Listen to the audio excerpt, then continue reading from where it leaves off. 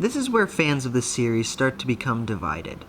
The first 3 seasons are considered some of the greatest in modern television, but season 4 turns up the grotesque and weirdness to 11. Primarily focusing on body horror of real-world genetic deformities and illnesses, many critics of this season find it a little too much, to say the least. The producers of the show went above and beyond and hired a number of actors with actual deformities and disabilities to play the parts of the freak show cast. This season does not shy away from showing us the cringy and hard to watch. So without further ado, let's get into the true American horror stories of Freak Show.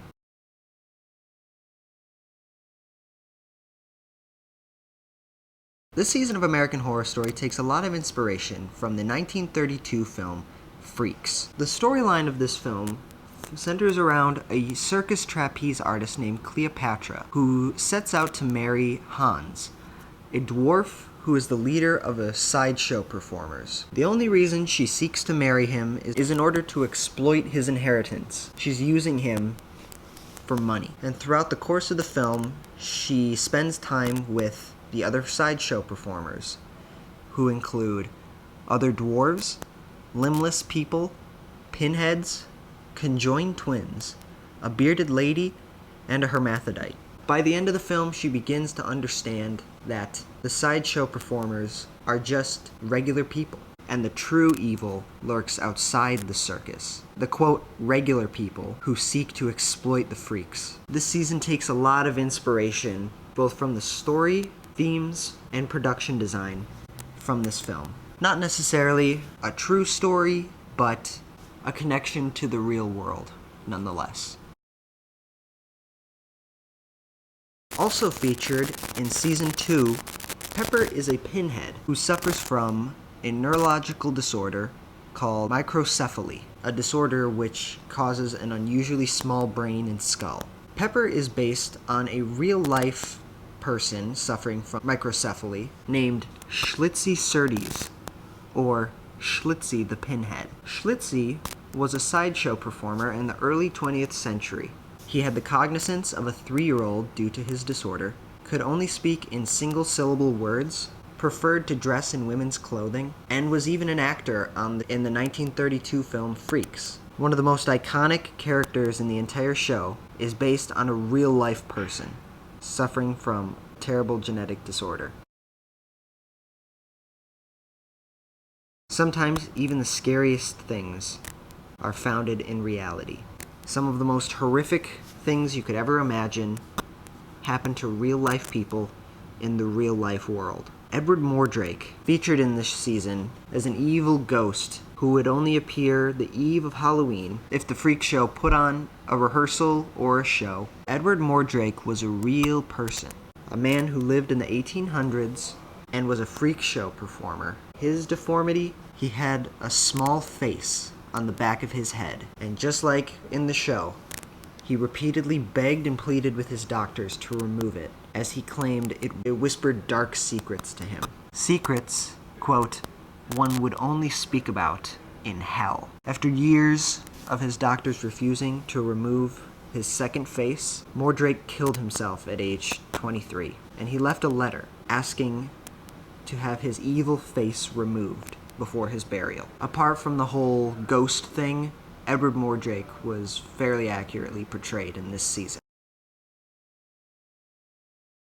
Played by Evan Peters, Jimmy Darling is a member of the Freak Show, suffering from but all too real genetic disorder called ectrodactyly, a disorder which deforms the bones in the hands and fingers, so that the fingers are fused together in the form of a lobster claw. Though this disease is very rare, it is most well known to have affected a man by the name of Grady Franklin Stiles Jr., a performer in a circus with the same lobster boy syndrome as Jimmy Darling.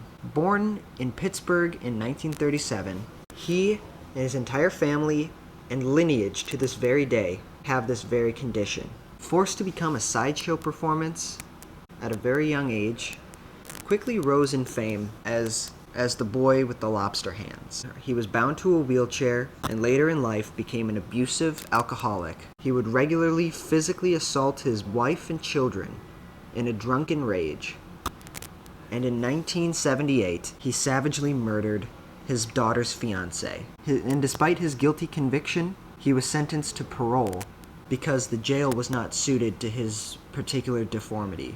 By 1993, his family had had enough, and they hired a close friend of theirs to gun down Grady, an assassination which succeeded. Many members of his family are currently in prison, were sent to prison, though heavily different than the real Grady Stiles, suffers from the same genetic deformity, and at some point throughout the show is in danger of becoming a dangerous alcoholic, much like Stiles.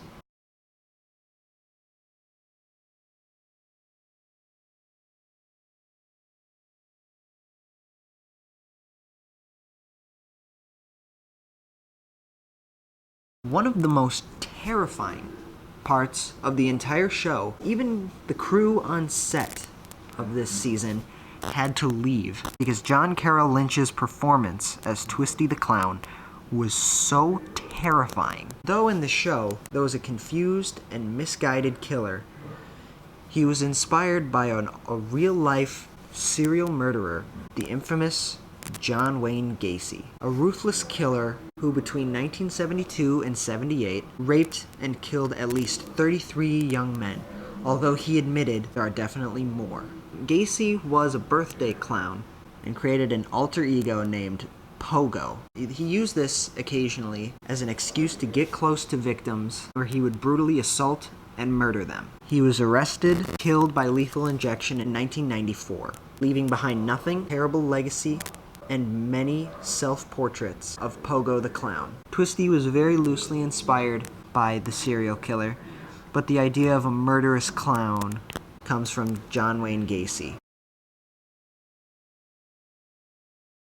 Though not quite as sinister, the Morbidity Museum is based on the Muter Museum in Philadelphia, Pennsylvania. It contains a collection of anatomical and pathological specimens, wax molds, and antique medical equipment. The specimens within the museum displays specimens with deformities, mutations, tumors, and medical anomalies. Though in the show, it is meant as a metaphor for the exploitation with people who are different, and an excuse for the antagonist to make a quick buck off of the exploitation. There's a lot of comparisons between it. However, the Muter Museum is not quite as sinister these days.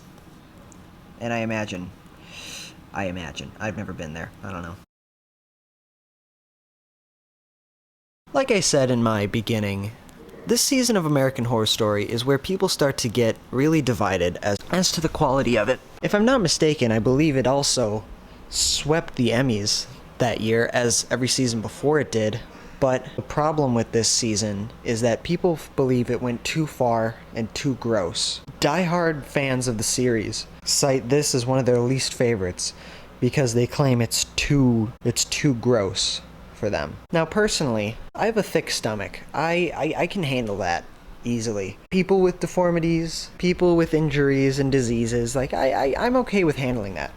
For me, what got weird with this season, what got a little too hard to handle was whenever they took these deformities in a sexual direction. Like, for example, I'm paraphrasing, but the first thing Jessica Lange's character says to Betty and Dot, played by Sarah Paulson, is Betty and Dot are lying in a hospital, and Jessica Lange is coming in to bring them into her freak show. First thing she says to them is something along the lines of, "So, two heads, one set of lady parts. Has a man ever gotten up in there?" And I was like, what? That's seriously the conversation you're having right now? Very soon after that, we see Jimmy Darling. He is regularly hired by a book club of women in order to use his deformity to give them sexual pleasure. It's pretty sick, honestly. And it does that all throughout the entire season. But I feel like it serves its purpose. You see, I believe this is a metaphor for how people who are considered different are exploited, whether for financial gain, for sexual gratification, as occurs all throughout the entire season, or even just to point at and laugh. Say, oh, look at that person.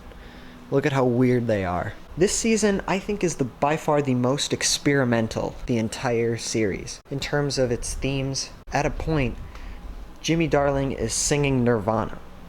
And I was like, wait, Nirvana wasn't around for another 30 years at least. And apparently this was a very conscious choice on behalf of Ryan Murphy, who made sure that all the music present in this season were not just from the 1960s, but from artists and performers who were considered freaks at the height of their fame. This season juxtaposes body horror with exploitation. People who are not considered to fit within the norm of society, especially in the 1950s, are considered outcasts and run the risk of being taken advantage of. We see Twisty the Clown, one of the most evil villains in the entire season. What set him down a path of this villainy? A couple of friends taking advantage of his simple mind.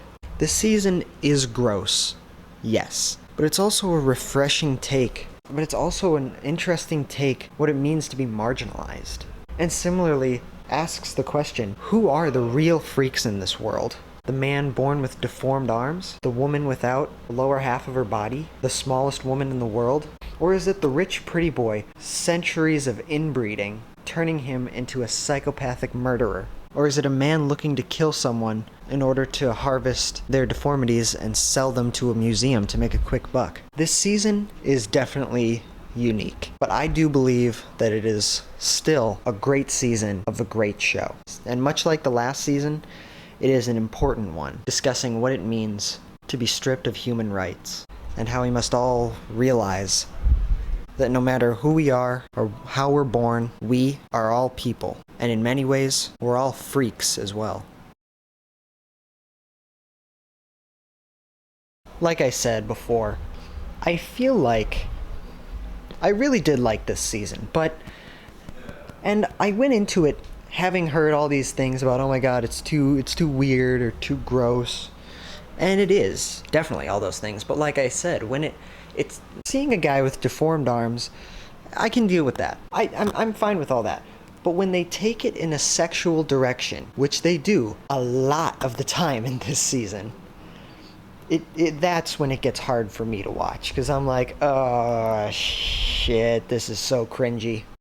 Much like Coven, this season is about human rights and how easily people's rights have been and are being taken away based solely on the fact that they were born who they were. However, with Coven, it was based on race and gender, whereas this season is based on physical deformities. This season is by far, I think, the most experimental of the entire show. They take the most chances, they say the most interesting things in the most strange of ways. Apart from the 1932 film, there are very few other instances in which physical deformities like this are used in such a way to tell a story about civil rights. I would say, however, at a point it did strike me as strange that Jimmy Darling was singing Nirvana, but at a point, but like I said, when I saw it, it struck me as weird, but it did fit well into the season. It did fit well at that point because, tonally speaking,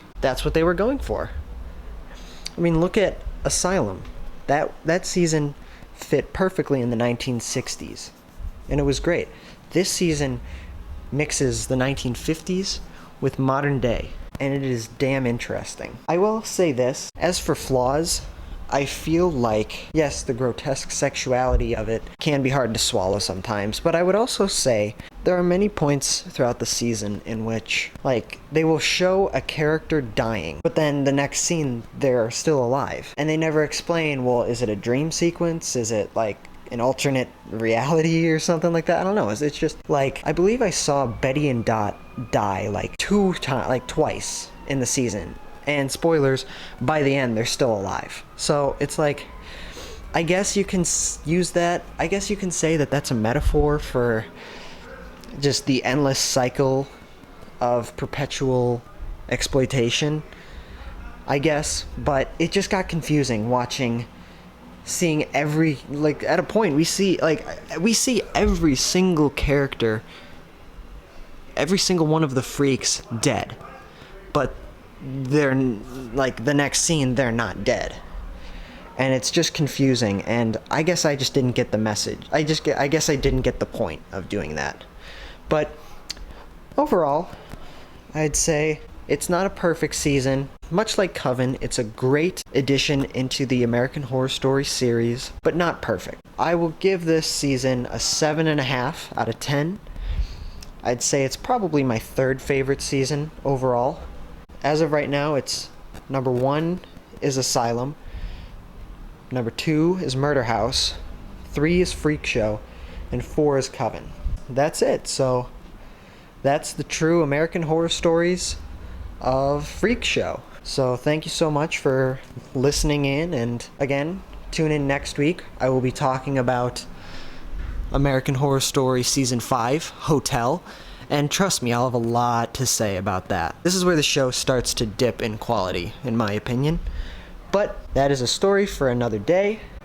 Again, thank you so much, and we'll see you next week with the next true AHS E.A.R video.